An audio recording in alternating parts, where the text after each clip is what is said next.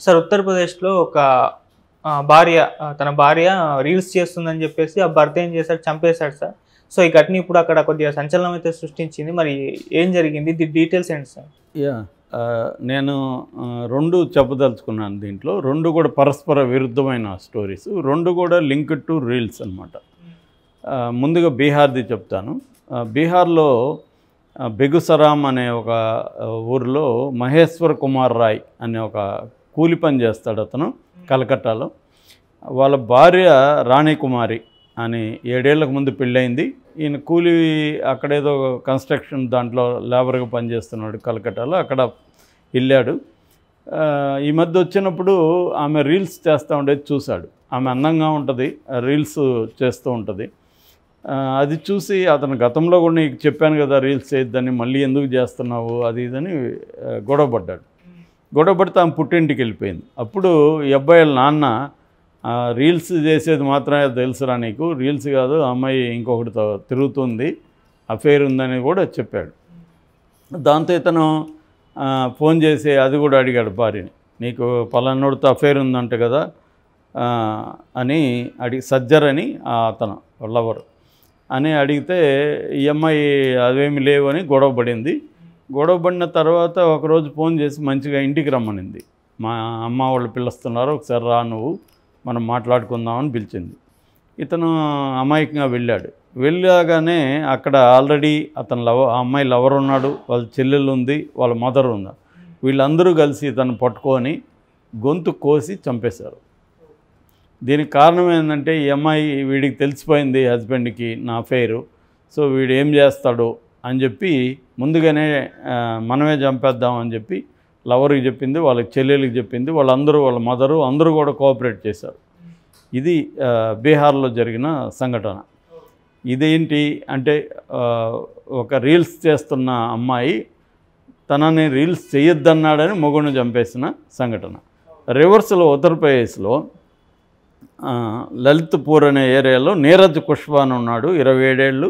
అతని భార్య మనీషా 22 ఏళ్ళు. వీళ్ళకి 1 ఇయర్ పాప ఉంది. ఇతను ఒక టెంట్ షాపు నడుపుతున్నాడు. ఈ అమ్మాయికి మనీషాకి రీల్స్ చేయడం పిచ్చి పట్టింది. రీల్స్ అందంగా ఉంటుంది, ఆ అమ్మాయి కూడా రీల్స్ చేస్తూ ఉంటుంది. దాంతో ఇతను ఆ రీల్స్ చూడడం, కామెంట్లు, లైక్లు, ఈ అమ్మాయి వాళ్ళతో చిలిపిగా మాట్లాడడం, ఇవన్నీ చూసి ఇతను అసూయతో రగిలిపోయి ఇతను ఒక ప్లాన్ చేసుకున్నాడు. ఈ అమ్మాయిని చంపేసి వీళ్ళ చెల్లిని పెళ్లి చేసుకుందాం, తనైతే బుద్ధిగా ఉంటుంది అనేది అనుకున్నాడు. ఈ విషయం ఈమెకి తెలిసింది భార్యకి. భార్య గొడవపడ్డం మొదలుపెట్టింది. నువ్వు మా చెల్లి జోలికి వస్తే బాగుండదు అది గొడవ పెట్టింది. ఇలాగా వీళ్ళిద్దరి మధ్య గొడవలు ముదిరిపోయి మొన్న ఏం చేశాడంటే అతను క్రికెట్ బ్యాట్ ఉంటే దాంతో ఆమెని బాదాడు.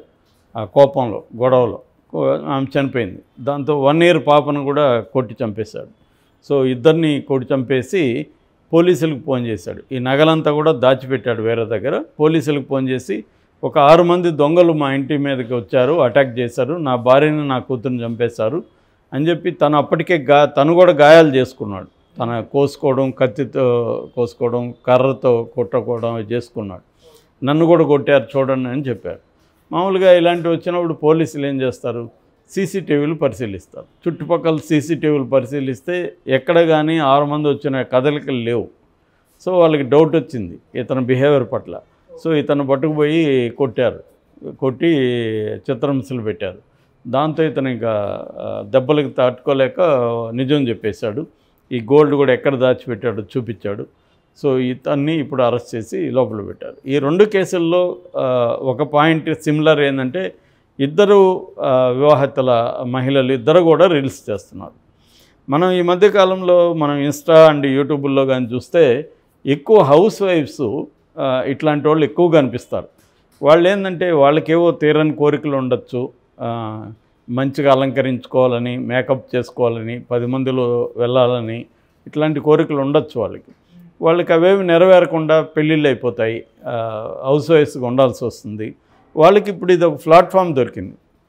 దీంట్లో వాళ్ళు ఒక్కొక్కసారి ఏమవుతుందంటే అభిమానులు కూడా ఏర్పడతారు వాళ్ళకి, ఫాలోయర్స్.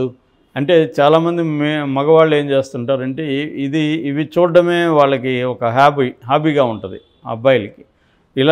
అవి చూడడంతో ఏమవుతుందంటే ఇంగ్లీష్లో ఒక సామెత ఉంది, వాట్ యు కోవెట్ యు డిజైర్ అని. సైలెన్స్ ఆఫ్ ద ల్యాంప్స్ అనే సినిమాలో ఈ డైలాగ్ ఉంటుంది. వాట్ యు కోవెట్ యు డిజైర్ అంటే నువ్వు ఏది చూస్తావో దాన్ని కోరుకుంటావు.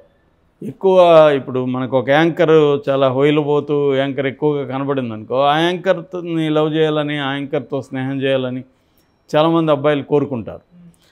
ఎందుకంటే రోజు చూస్తుంటావు ఆ అమ్మాయి హొయిలు, ఈ అమ్మాయితో స్నేహం చేస్తే బాగుండు, ఈ అమ్మాయితో రొమాన్స్ చేస్తే బాగుండు అని అనిపిస్తుంది. సో ఇదే విధంగా రీల్స్లో కూడా వీళ్ళకు ఉండే ఇదేంటంటే స్టార్ట్ అవుతుంది. స్టార్ట్ అయినప్పుడు వీళ్ళు దాన్ని ఎంజాయ్ చేస్తుంటారు. వీళ్ళకి ఏంటంటే ఒక స్టేటస్ వస్తుంది, ఒక స్టార్డమ్ వస్తుంది. రెండోది, ఇంతమంది అబ్బాయిలు మగవాళ్ళు నన్ను డిజైర్ చేస్తున్నారు అంటే నేనెంత గొప్ప, నేనెంత అందగత్య, నేనెంత ఇది అంటే జనరల్గానే మనుషులకి ఎవరైనా మనల్ని కోరుకుంటే అది నచ్చినా నచ్చకపోయినా ఒక ఇన్నర్గా ఒక మంచి ఫీలింగ్ ఇస్తుంది. ముఖ్యంగా అమ్మాయిలకి నేను పర్సనల్గా కూడా అడిగాను, సైకాలజీలో కూడా దీని మీద డిస్కషన్స్ ఉన్నాయి. బీయింగ్ డిజైర్డ్ అనేది దే ఫీల్ హ్యాపీ.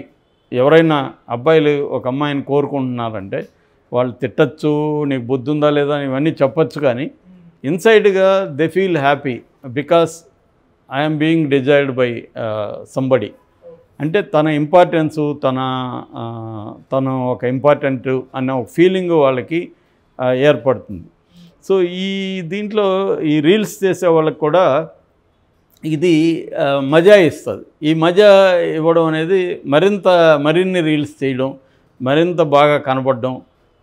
కొన్ని రీల్స్ చూస్తే వాళ్ళు చాలా మామూలుగా ఉంటారు, నిజానికి పెద్ద అందంగాని ఏముండరు, కానీ వాళ్ళ లైక్లు వేలల్లో ఉంటాయి, వాళ్ళ వ్యూస్ వేలల్లో లక్షల్లో ఉంటాయి. ఇంత జొల్లు పార్టీలో మగవాళ్ళు అనిపిస్తుంది. సో ఇలాగ ఉండడం అనేది ఒక అడిక్షన్ అయిపోతుంది. ఈ అమ్మాయిలు, ఈ పెళ్ళైన ఈ స్త్రీలకి అడిక్షన్ అయిపోయి ఇంకా ఒక్కోసారి వాళ్ళల్లో కొంత అందంగా ఉండి అబ్బాయిలు కొంత బాగుండే వాళ్ళు కూడా వీళ్ళని ట్రై చేయొచ్చు. అలాంటప్పుడు వీళ్ళు కూడా వాళ్ళతో స్నేహం చేయాలనిపిస్తుంది. అప్పుడు ఏంటంటే నేచురల్గానే తన హస్బెండ్ని కంపేర్ చేసినప్పుడు ఇతను ఏ రకంగానూ పనికిమాలినోడు అనిపించవచ్చు. ఒక దాంట్లో ఏమో కూలీ హస్బెండ్, ఇంకొక దాంట్లో చిన్న టెంట్ హౌస్ నడుపుతున్నాడు. సో అనవసరంగా వీడిని పెళ్లి చేశారు, మనకి పనికిమాలిన వాడు, నాకు ఎంతమంది ఉన్నారు. నిజానికి వాళ్ళందరూ పెళ్లి చేసుకోవడానికి రారు, నీతో గడపడానికైతే వాళ్ళు రెడీ, కానీ నిన్ను పెళ్లి చేసుకోవడానికి వాళ్ళు ఎంతమంది రెడీ, ఒకవేళ చేసుకున్న వాళ్ళ పరిస్థితి అంటూ ఇదంతా కూడా ఫాంటసీ, ఇదంతా కూడా రియల్ కాదు. ఎప్పుడైనా కూడా సైకాలజీలో ఏంటంటే to enjoy a reality you need a fantasy అంటారు. అంటే నీకు ఒక కాల్పనిక ప్రపంచం ఉండాలి. ఇప్పుడు ఒక బాయ్ ఫ్రెండ్ ఉన్నాడు, ఆ బాయ్ ఫ్రెండ్కి పొట్టు ఉందనుకో, వీడికి పొట్ట లేకపోతే ఎలా ఉండేది అనే ఒక ఫాంటసీ అమ్మాయికి ఉండడం వల్లే వాడితో ఎంజాయ్ చేస్తుందని సైకాలజిస్టులు చెప్తారు. ఒకవేళ నిజంగా పొట్ట లేకపోయినా పెద్దగా ఏం ఫరక్ ఉండదు. అంటే ఒక ఫాంటసీ ఉండడం వల్ల నువ్వు ఉన్నదాన్ని ఎంజాయ్ చేస్తావు. అంటే ఆ కొరత ఉంటుంది, ఇది కానీ లేకపోతే ఎంత బాగున్నావు అనుకునే ఒక ఇది ఉండాలి, ఎప్పుడు ఆ మనిషికి ఉండాలనేది సైకాలజిస్టుల, ముఖ్యంగా లకాన్ అని ఫ్రెంచ్ సైకాలజిస్ట్ థియరీలో ఇదొకటి అనమాట. అలాగా వీళ్ళకి తన హస్బెండ్ కంటే వాళ్ళు బాగుంటారు. సో అలాగా ఒక ట్రాప్లకి వెళ్ళిపోతారు వీళ్ళు. ఈ సోషల్ మీడియా క్రియేట్ చేసిన ఒక ట్రాప్లకి వీళ్ళు మెల్లమెల్లగా వెళ్ళిపోతారు. దీనివల్ల రకరకాల ఇష్యూస్ ఇండియాలో వస్తున్నాయి. అందులో ఇట్లాంటివి మన ఈ 2 కేస్ స్టడీస్ కూడా ఒక ఎగ్జాంపులే, కానీ చాలా ఇష్యూస్ వస్తున్నాయి. నేను కూడా పర్సనల్గా చూశాను. అంటే దీని తర్వాత వీళ్ళు ఏంటంటే ఇక్కడి వరకే పరిమితం కాకుండా వాళ్ళతో టచ్లోకి వెళ్ళడం, వాళ్ళ ఫోన్ నెంబర్లు ఇవ్వడం, వాళ్ళు మాట్లాడుకోవడం, కలవడం ఇలాగా పెరిగిపోతుంది. సో దీన్ని డీల్ చేయడం అనేది వెరీ డిఫికల్ట్గా ఉంది. Thank you so much.